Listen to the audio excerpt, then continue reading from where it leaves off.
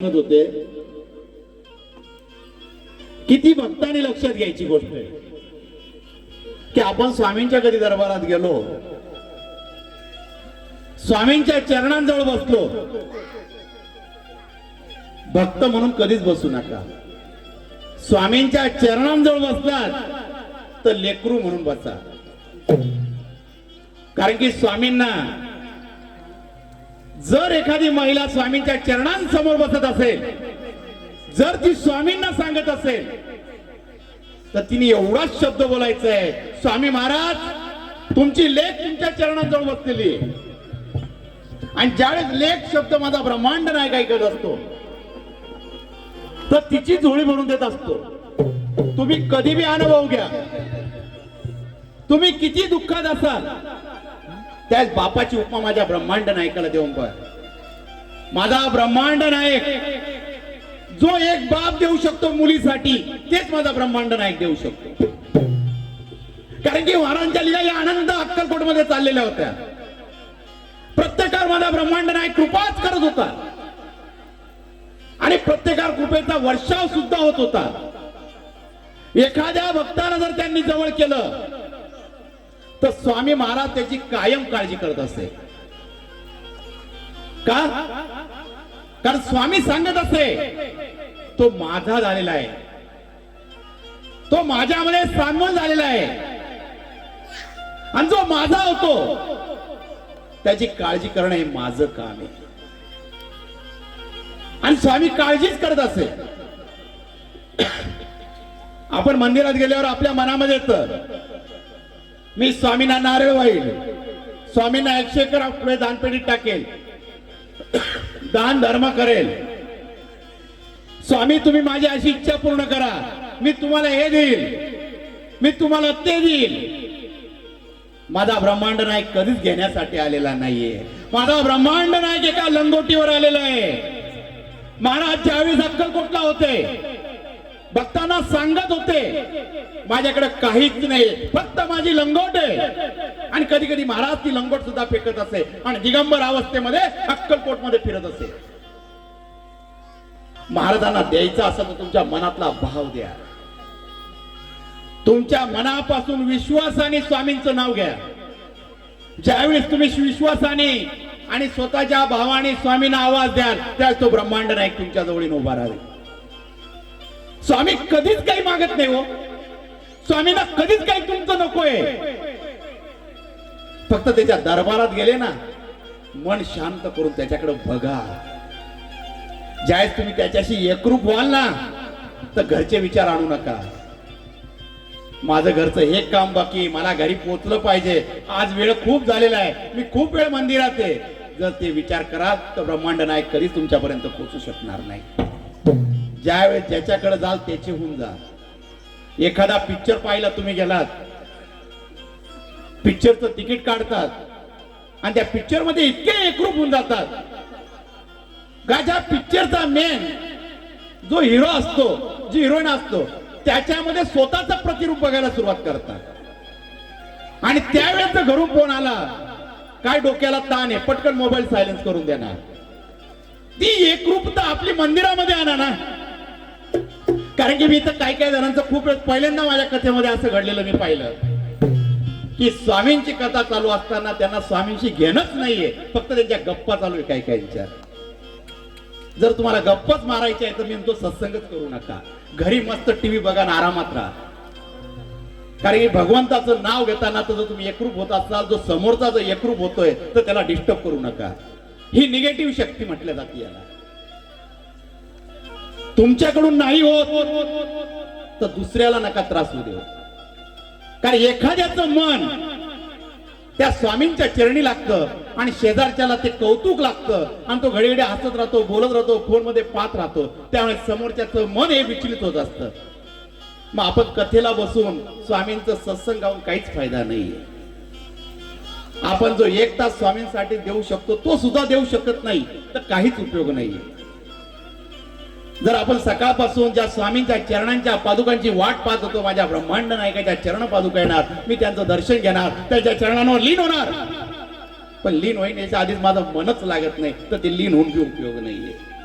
किती तुम्ही आसरू गाळले आणि किती त्या पादुकांना डोकं आपडलं, काहीच उपयोग नाही. तो स्वामीच तुम्हाला कधी भेटणार नाही. स्वामींना भेटायसाठी त्याच्याशी एकरूप व्हावं लागतं, त्याचं व्हावं लागतं. आणि जेव्हा त्याचं व्हाल तो तुमच्या समोर येऊन उभा राहील. ही स्वामी कृपा आहे हो. कारण की अक्कलकोटमध्ये असंख्य भक्त होते हो. महाराज प्रत्येकावर कृपा करत होते हो. कोणाकोणाला कुठून कुठून स्वामी महाराज बोलून घेत असे. महाराजांना काय गरज पडली होती भक्तांना आपल्या जवळ बोलून घ्यायची? का बोलवायचे? का स्वामींचा त्याच्यावर जीव असायचा. हा भक्त माझा आहे, हा अडचणीत आहे, याला माझ्याजवळ बोलवलं पाहिजे, याला संकटातून बाहेर काढलं पाहिजे, हे माझं ब्रह्मांड नायक जाणत होतं ना हो. त्या कोंडू नानावर काय गरज पडली स्वामींना कृपा करायची? हा कोंडू नाना काय करायचा? फक्त स्वामींकडे विश्वासाने बसायचा. महाराज बसलेले असायचे, स्वामींच्या चरणांजवळ बसायचा आणि एकरूपतेने स्वामीकडे टकलावून बघायचा. मन इतकं लागून जायचं, घरचं सर्व विसरून जायचं. घरी खायचे आले होते, पण स्वामींचा भाव मनामध्ये लपलेला होता. कोंडू नानाचा माझा ब्रह्मांड नायक वटवृक्षाच्या छायेमध्ये बसलेला असताना कोंडू नाना तिथे बसलेले होते. ते सारखे स्वामींकडे बघत होते. त्यांचं मन स्वामींच्या चरणी लागलेलं होतं. आणि स्वामींकडे बघत असताना कोंडू नाना फक्त मी स्वामींचा आहे, मी स्वामींचा, हा भाव मनामध्ये होता. कोंडू नानाने स्वामींच्या पाया पडल्या. महाराज येतो, वेळ फार झालेला आहे. माझा ब्रह्मांड नायक त्या ठिकाणी बोलला, कोंड्या काळजी घे, जास्त विचार करू नकोस, काही वाटलं तर आम्हाला सांग. कोंडू नानांनी होकारार्थी मान हलवली आणि घराकडे आले. घरी आल्यावर पत्नीने विचारलं, सकाळचा कुठं गेला? अहो आज दिवसभरची व्यवस्था काही केली का नाही? कोंडू नाना एक शब्द बोलले नाही. त्यावेळेस पत्नी बोलू लागली, गेला आता, तुम्हाला दुसरं काय काम आहे? स्वामींकडे बसला असाल, स्वामी काय तुम्हाला पैसे आणून देणार नाही. पैसे असतील तर घरामध्ये काहीतरी दाना पाणी आणता येईल, स्वामींकडे बसून पोट भरणार नाही. पत्नीची बडबड सुरू झालेली होती. पण कोंडू नाना एक शब्द बोलले नाही, फक्त पत्नीचं बोललेलं ऐकत होते आणि न ऐकल्यासारखं पुढे निघून गेले. कोंडू नानांचा मुलगा कोंडू नानांकडे आला, बाबा तुम्ही स्वामींकडे बसतात, मग स्वामी तुम्हाला पैसे नाही देत का? आई किती रागवते तुम्हाला, मग तुम्ही स्वामींकडे पैसे मागा ना. कोंडू नानांनी आपल्या मुलाला जवळ केलं आणि डोक्यावर हात फिरवला, बाळा तसं नाही रे, स्वामी सर्व चांगलं करत असतात. तुझ्या आईला स्वामीच कळाले नाही. मग बाबा तुम्ही रोज स्वामींचं नाव घेता, मग आपलं चांगलं कधी होईल हो बाबा? स्वामी नक्की चांगलं करते. एक दिवस आपल्या आयुष्यात नक्कीच चांगला येईल. मग बाबा मला सकाळी स्वामींकडे घेऊन चला ना. आणि कोंडू नानांना आनंद झाला, मुलाने स्वामींकडे येण्याचा आग्रह केला. सकाळ झाली, कोंडू नाना परत स्वामींना दर्शनाला जायचं म्हणून तयारी करू लागले. आणि त्यांचा मुलगा उठला, बाबा मला पण यायचं दर्शनाला. कोंडू नाना बोलले, तयारी कर आणि चाल. मुलगा बापा बरोबर निघालेला आहे. मुलाचा आणि बापाचा संवाद चाललेला आहे. बापाने मुलाचा हात धरलेला आहे आणि मुलगा एक एक प्रश्न विचारतोय स्वामींबद्दल. स्वामी कसे आहे बाबा? स्वामी अजानुभव आहे. स्वामी मला दर्शन देतील? हो. स्वामी तुझ्या बरोबर खेळतील? खरंच बाबा? हो. असे बाप आणि मुलगा चालत होते रस्त्याने. आणि तेवढ्या मुलाला तहान लागली. दुपारची वेळ झालेली होती. मुलाला ताण लागल्यानंतर त्याने सांगितलं, बाबा मला पाणी प्यायचंय. कोंडू नाना बोलले, इथं विहीर आहे, आपण त्या विहिरीवर जाऊन पाणी पिऊ. आणि ती विहीर इंग्रजांच्या ताब्यामध्ये होती. आणि त्या विहिरीवर तिथं एक ऑफिस होतं, तिथं बमगार्ड तिथं राहत असे. हे बमगार्ड त्या विहिरीवर अधिकार गाजवत असे. ही विहीर आमची आहे, इथं कोणतीही भारतीय माणसाने या विहिरीला हात लावायचा नाही, पाणी प्यायचं नाही, इथं स्पर्श करायचा नाही. फक्त आमचे इंग्रज लोक जे आलेले ते इथं पाणी पितात. हा अधिकार त्यांचा त्या विहिरीवर होता. म्हणून हा बमगार्ड तिथं बाहेर बसलेला होता. आणि त्याच्याकडे एक माकडी नव्हती, तिचं नाव सुंदरी होतं. ज्यावेळेस हे कोंडू नाना आपल्या मुलाला घेऊन आले, त्यांनी ती विहीर पाहिली आणि त्या विहिरीजवळ गेले, विहिरीतलं पाणी काढलं, पाय धुतले आणि पाणी पिऊ लागले. हे सर्व दृश्य या बमगार्डांनी जागेवरून बघितलं. त्याचा राग अनावर झाला. तो तिथून शिवीगाळ करू लागला आणि तो तिथून पळत आला. आणि हा बमगार्ड या कोंडू नानांना आपल्या पायामध्ये जे बूट होते त्याच्याने मारू लागला. त्या लाता त्याच्या पाठीमध्ये मारू लागला. कोंडू नाना सांगतोय, माझं काय चुकलं, मी पाणी पिलं फक्त. आणि त्यावेळेस बमगार्ड शिव्या देऊ लागला, शिवीगाळ करू लागला. इडियट, तुम्ही असे, तुम्ही तसे, भारतीय तसे, सर्व गोष्टी त्या ठिकाणी बोलू लागला. तो मुलगा पाहतोय आपल्या बापाला मारू राहिले. तो त्या बमगार्डाचा पाय धरतो, माझ्या बाबाला मारू नका. आणि तो बमगार्ड त्याच पायाने त्या लहान मुलाला मारतोय. तो पोऱ्या बाजूला जाऊन पडतोय. कोंडू नाना पाहताय माझ्या मुलाला पाडलेलं आहे. आणि तो मुलगा म्हणतो, बाबा. बाप पूर्ण घायाळ झालेला आहे त्या ठिकाणी. बमगार्ड मारून निघून गेला. मुलगा उठला, बापाजवळ गेला आणि रडू लागला, बाबा हे का मारलं तुम्हाला? मग तो आपले स्वामी आले नाही का स्वामी इथं तुम्हाला वाचवायला? तुम्ही खूप स्वामी स्वामी करतात, मग याला शिक्षा नाही दिली का स्वामींनी? मग याला मारलं नाही का स्वामींनी? अहो त्यांनी किती मारलं तुम्हाला बाबा? कोंडू नाना म्हणता, अरे आपले कर्म आहे. कसले कर्म असतात? कर्म काय असतं बाबा?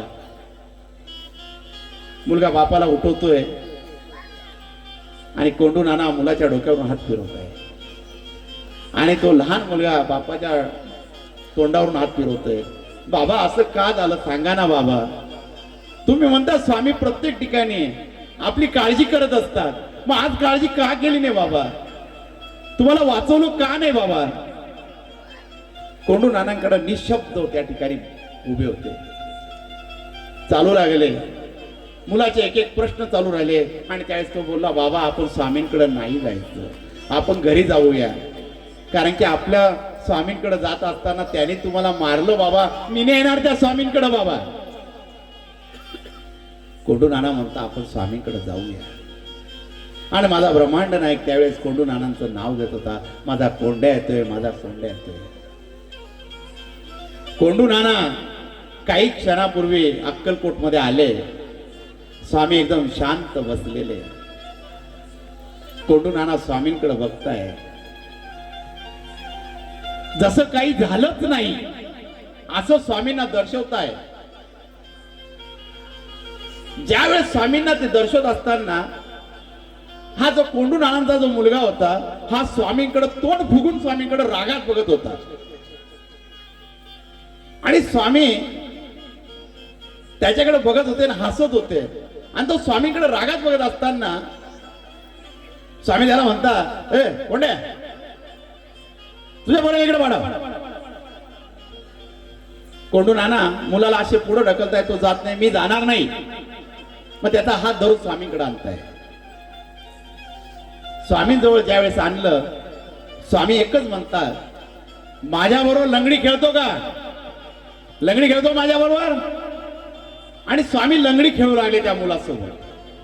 तोही स्वामींबरोबर खेळू लागला. तो लंगडीचा खेळ कोंडू नानाच्या मुलाचा आणि स्वामींचा सुरू झालेला होता. आणि तो खेळ चालू असताना तो मुलगा इतका रमून गेला आणि जोर जोरात हसत होता स्वामींसोबत. कोंडू नाना आले, स्वामींचे चरण पकडले आणि जे अंग त्यांचं दुखत होतं, जे मारलेलं होतं, एकदम शांत झालं, कापसासारखं शांत झालं. आणि कोंडू नाना आपल्या मुलाला घेऊन निघाले. माझ्या ब्रह्मांड नायकाची लीला बघा, माझ्या महाराजांच्या लीला बघा. महाराज प्रत्येकाची काळजी कशी करतात. हे बाप बेटे जात असताना त्या बम गार्डाच्या दारापुढे खूप गर्दी झालेली होती. कोंडू नाना बोलू लागले, आज आपण ह्या रस्त्याने नाही जायचं, परत तो आपल्याला पाहिल तर मारेल, म्हणून ते रस्ता बदलू लागले. पण तेवढ्याच मुलांनी सांगितलं, बाबा तिथं गर्दी खूप आहे, आपण तिकूनच जाऊ. म्हणून परत कोंडू नाना त्या गर्दीकडून गेले आणि गर्दी का झाली म्हणून त्या गर्दीतून त्यांनी मान डोकवली तर तिथे बम गार्ड खाली पडलेला होता. त्याच्या पायाला मार लागलेला होता. ज्या पायाने कोंडू नानांना मारलं तो पाय पूर्ण सुजलेला होता. त्याला उठता येत नव्हतं, बसता येत नव्हतं. काही शिपाई बम गार्डाला उचलत होते आणि हे सर्व दृश्य हा मुलगा पाहत होता आणि हा बम गार्ड लंगडी करत करत त्याला घरामध्ये नेत होते. ह्या मुलाला अर्थ तिथं समजला आणि तो आपल्या बाबांना बोलू लागला, बाबा स्वामींनी लंगडी करायला लावली याला. कोंडू नानाने डोळे पुसले. स्वामींनी हात पाय वर केलेला होता. याने मला ह्याच पायनी मारलं होतं आणि हा पोरे टाळ्या वाजवतोय, बाबा लंगडी करतोय तो. महाराजांनी याला शिक्षा दिली आणि जोर जोरात टाळ्या वाजू लागला. तिथे घरी आले, सर्व प्रसंग सांगितला. आता ह्या बम गार्डाच्या पायाला जी इजा झालेली होती त्यावेळेस त्याने अनेक वैद्य केले, अनेक डॉक्टरांकडे दाखवलं, पण पाय बरा व्हायचं नावच घेत नव्हतं. की काय करावं पाय बरा होईल. तर डॉक्टरांनी शेवट सांगितलं, हा पाय तुमचा कापावा लागेल, हा रिपेअरच होणार नाही. कारण की पायामध्ये इन्फेक्शन एवढं झालेलं आहे की चांगलं होणं शक्य नाहीये. बम गार्ड घाबरू लागला. पण बम गार्डाची जी पत्नी होती ती स्वामी भक्त होती. तिने स्वामींच्या लीला ऐकलेल्या होत्या. त्यावेळेस ती आपल्या पतीला बोलू लागली, आपण स्वामींच्या दरबारात जाऊया. मी स्वामींचं खूप नाव ऐकलेलं आहे. मी नाही म्हणत तुझ्या स्वामींना. अगं हे डॉक्टर लोक रिपेअर करू शकले नाही, तुझे स्वामी काय करतील. ज्यावेळेस तो हे शब्द बोलत होता बम गार्ड, पण त्यावेळेस पायाचे त्रास जास्त होऊ लागला आणि परत वैद्यांकडे नेलं. वैद्यांनी सांगितलं, जर 2 दिवसामध्ये सूज नाही उतरली तर तुमचा पाय कापावा लागेल. परत पत्नीने आग्रह केला, तुम्ही माझा ऐका, एकदा स्वामींकडे जाऊ, नंतर जे व्हायचं ते होईल. मग त्याने ठीक आहे हे शब्द सांगितले आणि स्वामींची एक मिरवणूक चाललेली होती बम गार्डच्या दारावरून. आणि बम गार्डला वाटलं इथं स्वामी येत आहे, आपण दर्शन करूया. 2 शिपायांना घेतलं आणि उचलून स्वामींकडे जाऊ लागला. आणि त्यावेळेस माझा ब्रह्मांड नायक त्या मिरवणुकी म्हणून त्या बम गार्डकडे रागामध्ये बघू लागलेला होता. हा बम गार्ड स्वामींसमोर जातोय, स्वामी त्याच्याकडे बघत नाही. स्वामी सरळ निघून जात आहे. स्वामी निघून वटवृक्षाच्या छायेमध्ये आले. बम गार्डाला कळून चुकलं, आपलं काहीतरी चुकलंय, ही साधी सुधी व्यक्ती नाहीये. म्हणून त्याने पत्नीला सांगितलं, आपल्याला स्वामींच्या दरबारामध्ये जायचंय. मग ते वटवृक्षाच्या छायेमध्ये त्या बम गार्डाला घेऊन आले. आणि ज्यावेळेस हा बम गार्ड स्वामींसमोर आला, त्याला उचलून आणलं. तो स्वामींच्या चरणांजवळ येऊ लागला. त्यावेळेस माझ्या स्वामींचे डोळे लाल तेजबुंद झाले. स्वामी खूप रागावले, हरामखोर, माझ्या भक्ताला लाथा मारतोस आणि आमच्या बाय ओढतोस, चालतो देऊन. महाराजांचा राग अनावर झाला. महाराजांचे डोळे लाल तेजबुंद झाले. महाराज शांत होत नव्हते. आणि ज्यावेळेस माझा ब्रह्मांड नायक रागामध्ये असायचा तर स्वामींना शांत करायची शक्ती कोणामध्ये नव्हती. अनेक भक्त बाजूला जात असे आणि त्यावेळेस अक्कलकोटला एक मन्याबा नावाचा एक वेडा होता आणि एक सोनारी नेडी होती. हे गावात फिरत असायचे. ज्यावेळेस माझा ब्रह्मांड नायकाचा रंगानावर झालायचा, या दोघांना घेऊन यायचे तिथं आणि स्वामींना शांत करण्यासाठी हे तिथं भजन गात असे. आणि ते भजन कोणतं असायचं दोघांचं? ज्ञानोबा तुकाराम बोडकीचं काय काम, ज्ञानोबा तुकाराम बोडकीचं काय काम, ज्ञानोबा तुकाराम बोडकीचं काय काम, ज्ञानोबा तुकाराम बोडकीचं काय. ज्यावेळेस हे भजन चालू असायचं, माझा ब्रह्मांड नायक खदा खदा खदा हसू लागायचा. आणि ज्यावेळेस स्वामी महाराज हसायचे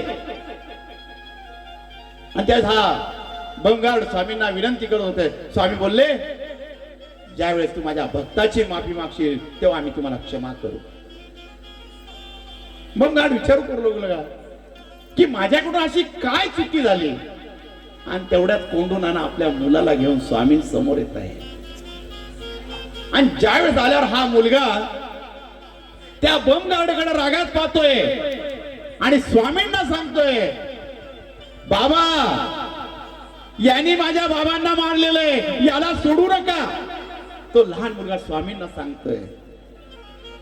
त्या स्वामी महाराज म्हणताय, त्यासाठी आम्ही तुला आमच्या जवळ बोलवले आहोत. यांनी मारलं बघ, आम्ही काय करतो आता. बमगार्ड स्वामीकडे हात जोडून क्षमा मागतोय. आमच्याकडे क्षमा मागतोस, आमच्या कोंडूची क्षमा माग. कोंडू नाना दचकले, बमगार्ड पुढे कसं जाऊ मी. आणि बमगार्ड त्या कोंडू नानाकडे पाहू लागला आणि हात जोडू लागला. कोंडू नानांनी त्याचे हात धरले. माझी कुठली क्षमा मागतात, तुम्ही मोठे लोक आहात. बमगार्ड कोंडू नानांचे पाय पकडू लागले आणि त्यात माझा ब्रह्मांड नायक हसू लागला. आणि त्या मुलाला आनंद होऊ लागला. त्यावेळेस स्वामी महाराज त्याच्या डोक्यावर हात करून सांगतात, झालास का खुश? हो बाबा, मी खुश झालो. आणि तो स्वामींच्या चरणाला तो लहान बाळ जो कोंडूनांचा मुलगा आहे, तो आता घट्ट मिठी मारतोय.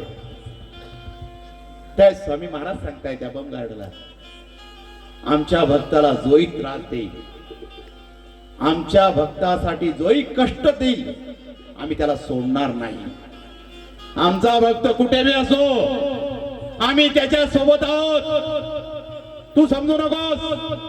आमच्या भक्ताची काळजी करण्यासाठी आम्ही अक्कलकोट मध्ये प्रकट झालो आहोत. आमच्या भक्ताने आम्हाला फक्त आवाज द्यावा, त्याच्यासाठी आम्ही उभं राहतो.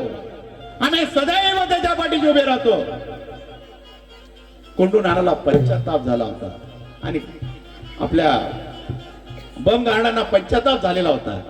आणि बमगार्डाची पत्नी स्वामी पुढे क्षमा मागत होती. स्वामींनी बमगार्डांना क्षमा केलं आणि पुढे हे बमगार्ड सुद्धा स्वामींचे भक्त बनले. काही दिवसांनी त्यांचा पाय चांगला झाला. स्वामींनी अशा अनेक लीला अक्कलकोट मध्ये केल्या, अनेक भक्तांवर कृपा केल्या.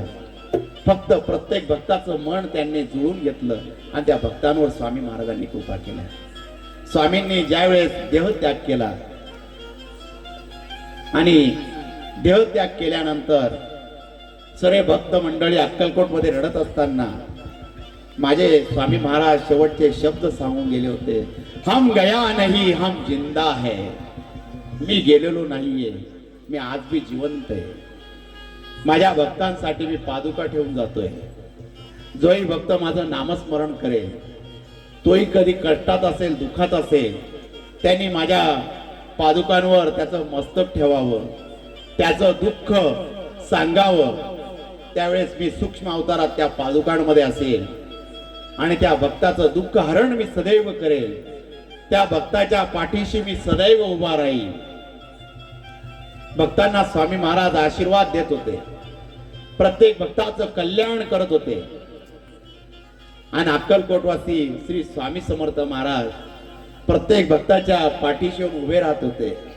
अनेक भक्तांना त्यांनी आशीर्वाद दिले, अनेकांचं कल्याण केलं, अनेकांवर कृपा केली, अनेकांचे दुःख दूर केले, अनेकांचे संकट दूर केले, अनेकांनी स्वामींचे नाव घेतले. त्यावेळेस माझा ब्रह्मांड नायक त्यांच्या पाठीशी उभा राहिला. आणि ज्यावेळेस त्यांच्या पाठीशी उभा राहिला तर माझ्या ब्रह्मांड नायकाच्या मुखामधून एकच शब्द निघाला, भिवू नकोस, मी तुझ्या पाठीशी. ही स्वामी सेवा आहे, हा ब्रह्मांड नायकाची सेवा आहे. तो सदैव आपल्या पाठीशी. त्याच्या मंत्रामध्ये शक्ती आहे, भिवू नकोस, मी तुझ्या पाठीशी आहे. या ब्रह्मांड नायकाचा सोहळा